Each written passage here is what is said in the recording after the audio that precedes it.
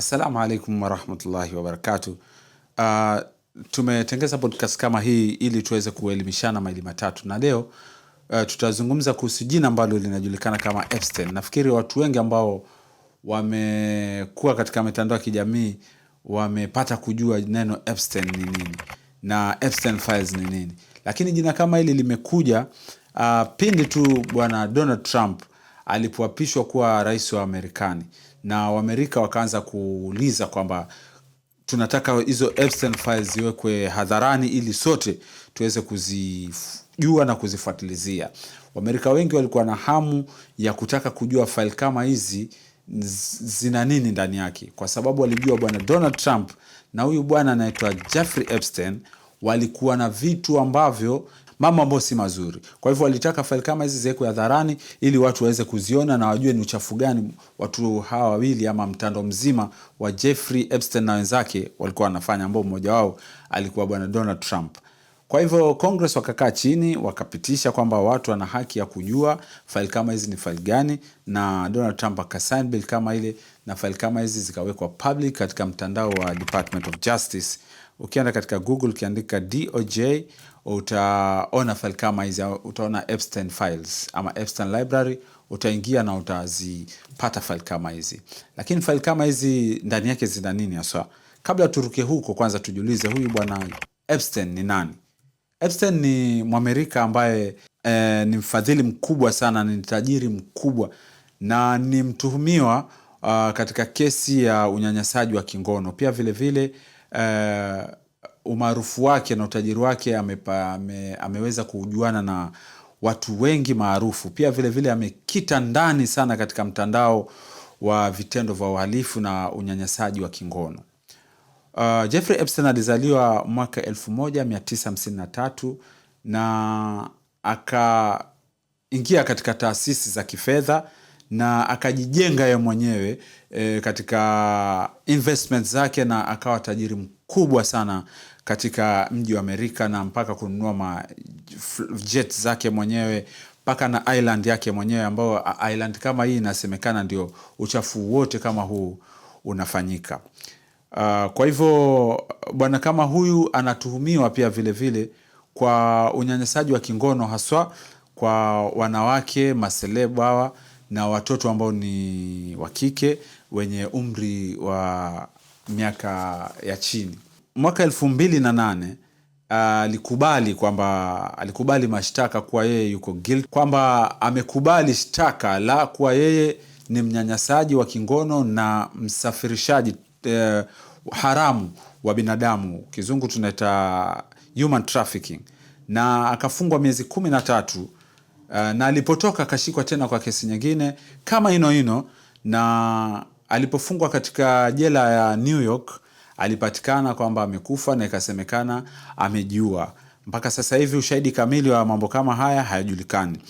Lakini alipofariki tu watu wakataka kujua huyu bwana Epstein alikuwa na file zake, ambazo file kama hizi ndizo zilizowekwa katika mitandao hii ya Department of Justice.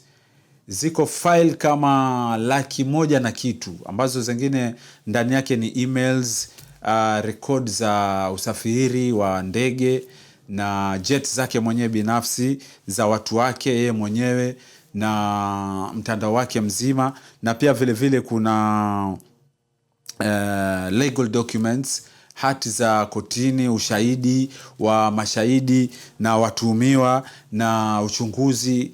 Pia vile vile ziko videos na picha za matukio ambayo walikuwa wakifanya kwenye island kule na mtandao wote wa watu wake, ambao Donald Trump amejitokeza zaidi ya mara 100 kwenye emails kama hizi, na picha nyingi sana, na watu wengi sana ambao wana muziki wengi walikuwa wakifanya uchafu, wakichukua watoto katika email kama hizi, wakichukua watoto wadogo wakipelekewa, akiwanyanyasa kingono. Inasemekana zipo tuma ambazo walikuwa pia wakiwaua. Mambo ni mengi, lakini haswa ambalo limetufanya tufanye video kama hii katika mtandao wa Islamu ni email moja ambayo imeshika vichwa vya habari ya ulimwengu wa Kiislamu.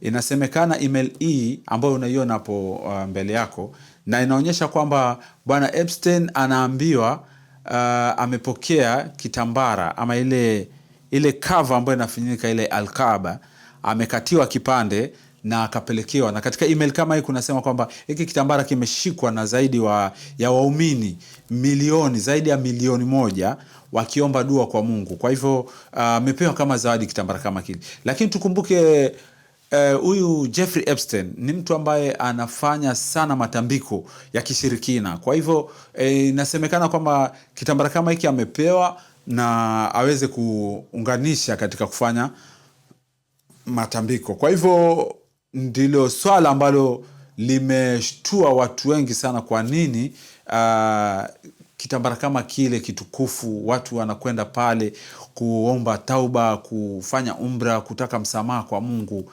kwa nini kitu kama kile apelekewe mtu kama huyu mchafu, mtu ambaye anafanya mambo ya kishirikina, mambo ya ujambazi, mambo ya unyanyasaji, mambo ya uzaji, kusafirisha watu haramu? Inasemekana pia mtandao kama huu ni watu ambao wanaingia katika mambo ya devil worshiping. Kwa hivyo kitambara kama kile vipi apewe mtu kama yule mchafu na mtandao wake? Haya ndio ambayo tumeyafanya ama tumeamua kufanya video kama hizi, na tuangalie haswa jambo kama hili linafunguka vipi. Huyu ndio kwa ufupi, haya ndio mambo ambayo huyu Jeffrey Epstein ameyafanya katika ulimwengu kama huu, na sisi Waislamu wametusisha kwa kitendo kama hiki. Basi ndugu zangu, bado tunafuatilizia mambo kama haya, kwa sababu wapo watu ambazo wanazidownload video kama zile na emails kama zile wanazisoma polepole, kwa sababu ni emails nyingi, picha nyingi, documents nyingi. Hata wewe ukitaka unaweza kuingia tu katika mtandao na kuzi-access na lakini ukitaka zaidi fuatilizia mitandao ya kijamii Epstein Files, utapata habari nyingi sana. Hayo ndio kwa leo sisi tumeweza kuyafanya. Hapa ndio Mwenyezi Mungu alipotuafikia, na tukiwa tuna habari zingine zozote basi na sisi tutajulisha. Mimi na Ramadhan Salim Fujo kutoka Al Ihsan TV.